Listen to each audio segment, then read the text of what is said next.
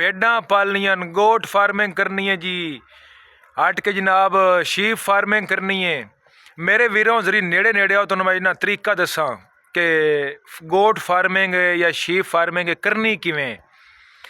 मेरे वीरों महंगी चीज़ के चक्कर च नहीं पाउणा कदी भी।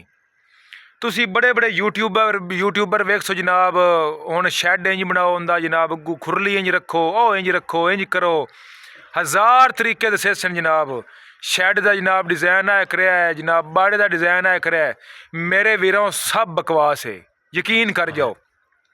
मैं 2 साल मुसलसल वीडियो सुनियन और मैं अंदाज़ा जनाब जरा नतीजे तक पहुँचा ना, मैं यही नतीजे तक पहुँचा कि अगर तुसां गोट फार्मिंग या शीप फार्मिंग कामयाब होना है तो मेरे वीरों ना शैड ते इन्वेस्ट करो, ना वाड़े ते इन्वेस्ट करो, सिर्फ तुसी जानवरों ते और जानवरों की खुराक ते इन्वेस्ट करो, बाकी तुसी गुजारा चलाओ।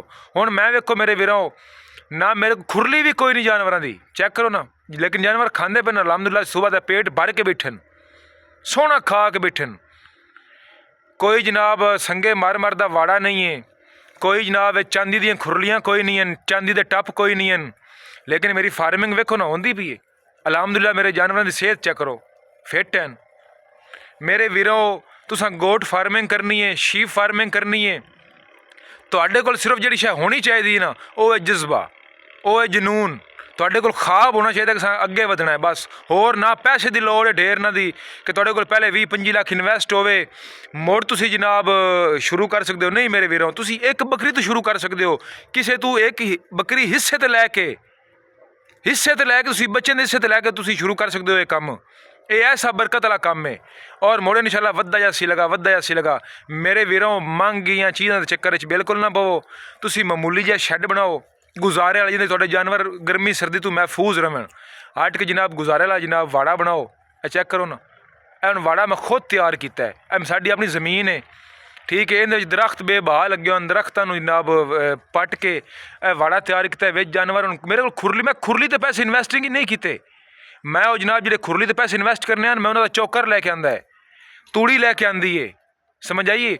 जानवरों की खुराक उन्होंने दसन लगा, जे हूँ बेशक तो यार मंजी तो पिया चार पाई तो मैं खवादा पाया, जानवरों की पता कि चार पाई तो खाते पे या खुरली खाते पे, खा के अलहमदुलिल्लाह पानी पी के सेहतमंद जनाब फिट होकर बैठन।